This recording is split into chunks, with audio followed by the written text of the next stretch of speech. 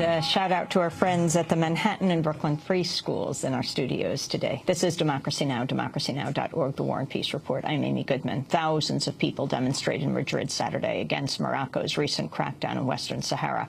Moroccan security forces last week raided a camp where some 20,000 Sahrawis had been staging a massive protest against the Moroccan occupation.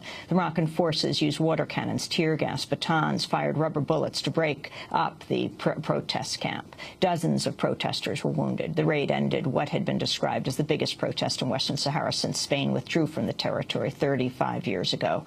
Morocco's announced it will try in a military court over 100 Sahrawi activists who participated in the organization of the camp. On Saturday, thousands took to the streets of Madrid, Spain, to protest the crackdown. Among those demonstrating were European lawmakers, civil rights and trade union leaders, as well as Academy Award-winning Spanish actor Javier Bardem.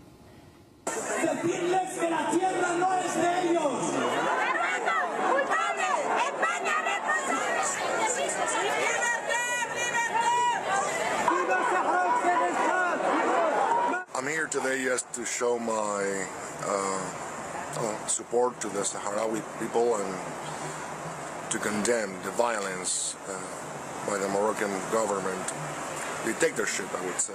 And we have to fight for the independence of the Sahrawi people, because the land is theirs and now it's totally occupied by Morocco with the support of the United Nations, United States, France, Spain, and a lot of other countries.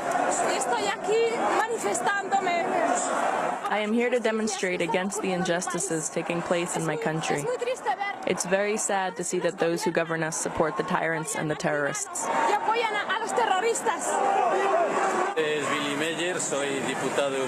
I am Willy Meyer. I am a European parliamentarian for the United Left Party of Spain, and I represent the Communist Party on an international level. I am here to show my solidarity towards the Sahrawi people. My name is Willy Toledo, and I am an actor, Spanish actor, and I'm here for the demonstration to protest against the situation over there and the things that the governments all over the world are doing, which is nothing.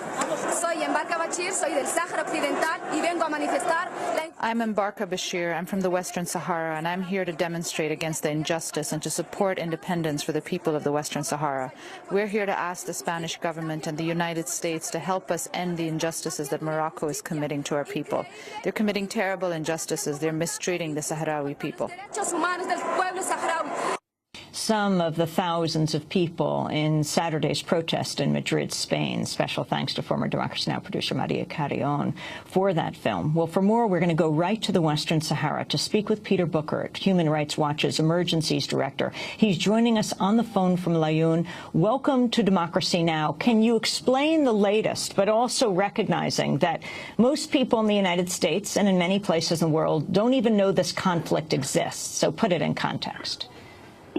Yes, for the last few months there has been a protest camp outside the city of Laayoune where thousands of people from the Western Sahara, which was annexed by Morocco in the 1970s, protested the living conditions they are facing, the high unemployment and the social conditions.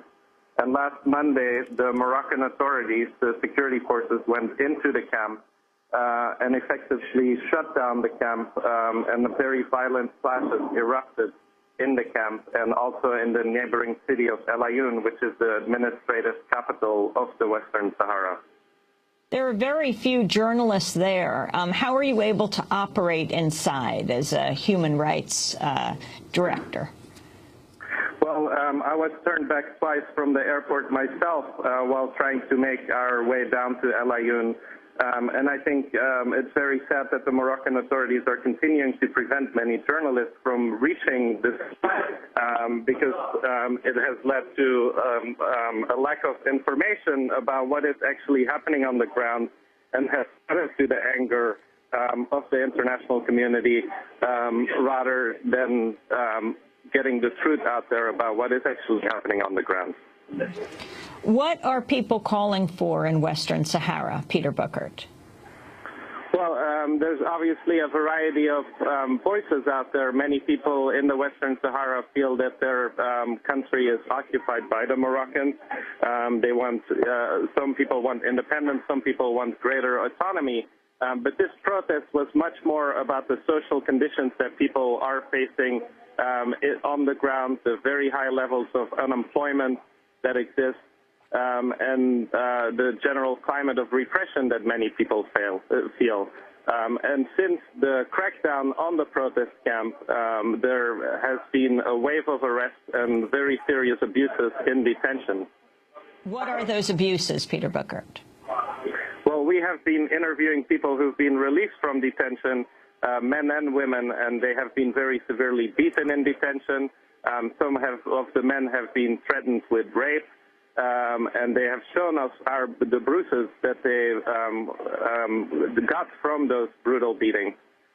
They're being asked to confess to being involved in the violence and in the killing of security forces, as well as to the involvement of Algerian security forces and other outside elements.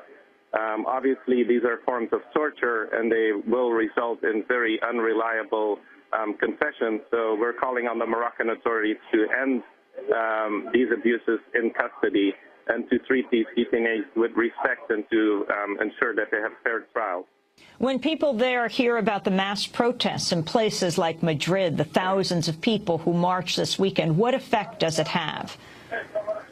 Well, I watched these news reports at the house of a family of the Western Sahara.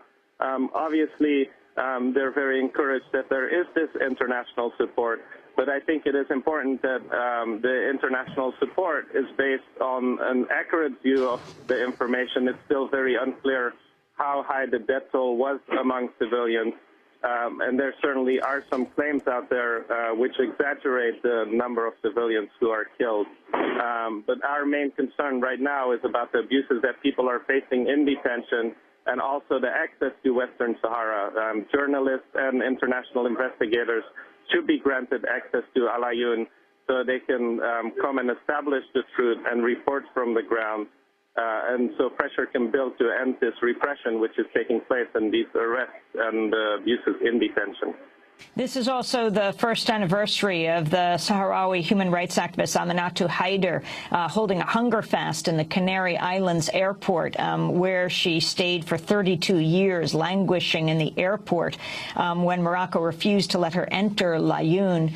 She's back getting medical treatment, and the next few days she's going to attempt to fly back to where you are in Laayoune, the city taken over by police and the military, where no international journalists, very few observers are allowed access. She fears she'll either be denied entrance or arrested when she returns. Peter Buckert, what do you expect?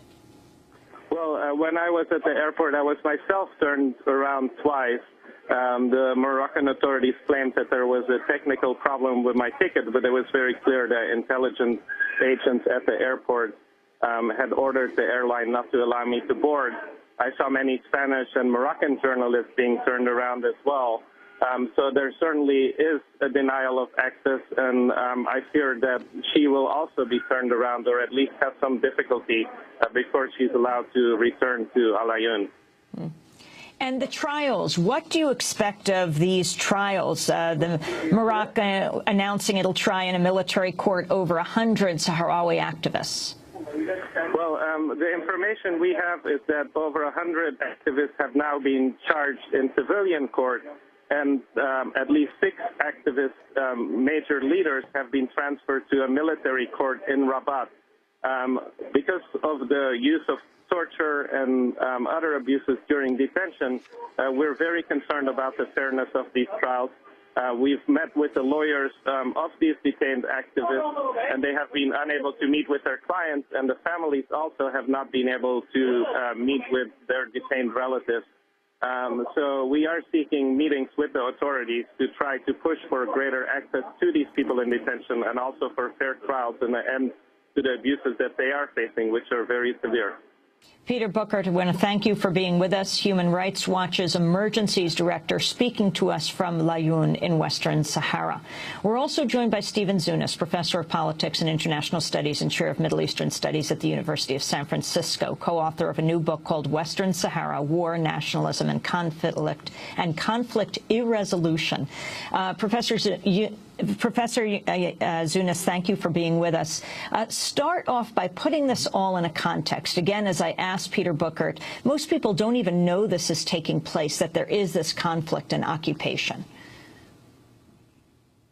Well, we're looking at a situation that bears striking parallels to East Timor, on the verge of decolonization from a minor